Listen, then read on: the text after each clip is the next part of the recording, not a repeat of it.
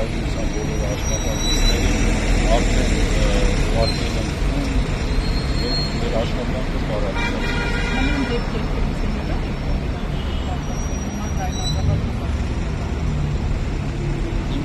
Բայց ճիշտ է, որ նմանատիպ գործողություններ են, բայց